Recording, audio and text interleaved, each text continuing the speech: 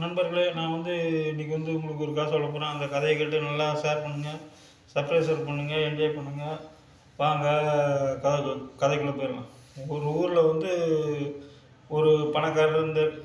அந்த பணக்காரர் வீட்ல அவர் காலைல வேலைக்கு போயிருவாரு. அவர் பொண்டாட்டி தான் வீட்ல இருப்பாங்க. அப்போ இந்த ஏழைங்க முடியாதவங்கலாம் தர்மம் கேட்பாங்க. தர்மம் அந்த அம்மாட்ட கேட்கும்போது, அந்த அம்மா ஏதாவது ஒன்று சொல்லும். ஏன்பா உனக்கு கால் கை தான் நல்லா இருக்குல்ல, உழைச்சி சாப்பிட வேண்டியதானே, உனக்கே அந்த வேலை இப்படின்னு வரவங்கலாம் இப்படியே சொல்லிட்டு இருந்துக்கிட்டே இருக்கும்போது திருப்பி இந்த வேலையை விடலை.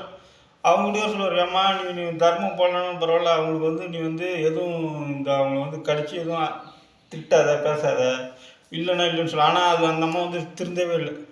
இப்படியே அவங்க வீட்டுக்காரர் சொல்லி பார்த்தாரு, திருந்தலை. இதேமாரி ஆளுங்க கேட்பாங்க.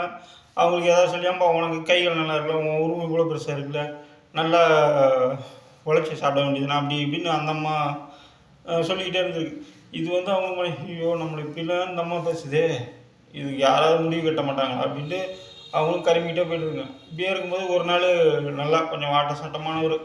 அவர் அம்மா தாயே எனக்கு தர்மம் இருந்தால் போடுங்கம்மா, எனக்கு வயிறு பசிக்குதுமா அப்படின்ட்டு. அந்த அம்மா என்ன சொல்லியிருந்தாங்க, சோறு ஆக்கலப்பா, இல்லை சோறு இல்லை, இன்னொரு நாளைக்கு வாங்கிக்கோங்க. அதை விட்டுட்டு அந்த அவர் உருவம் குண்டான பெருசாக, ஏன்பா ஒன்றை வெட்டி கூறு வச்சு கறி பண்ணால் இந்த ஊருக்கே கறி கொடுக்கலாம், இந்த ஊருக்கே சோறாக்கி போடலாம், இவ்வளோ பெரிய உருவத்தை வளர்த்து வச்சுக்கிட்டு இப்படி பிச்சை எடுக்கிறேன்னு இருக்கான். அவனுக்கு ரொம்ப வருத்தமாக போச்சு, நம்மளை இப்படி பேசிட்டாங்க அப்படின்ட்டு. உடனே அவன் இதை மனசுக்குள்ளே வச்சுக்கிட்டான். மனசுக்குள்ளே வச்சுக்கிட்டே இருந்துருவான். அந்த காலத்துலலாம் பாத்ரூம் வெளியில் தான். அவன் இதை மனசில் இந்த பொம்பளையை நம்ம எதாவது பண்ணணும் அப்படின்னு கொலை பண்ணிடணும் அப்படின்னு முடிவு பண்ணிவிட்டு ஒரு புதருக்கு கிட்ட போய் ஒழிஞ்சிக்கிட்டான். புதர்கிட்ட ஒழிஞ்சிக்கிட்டோம்.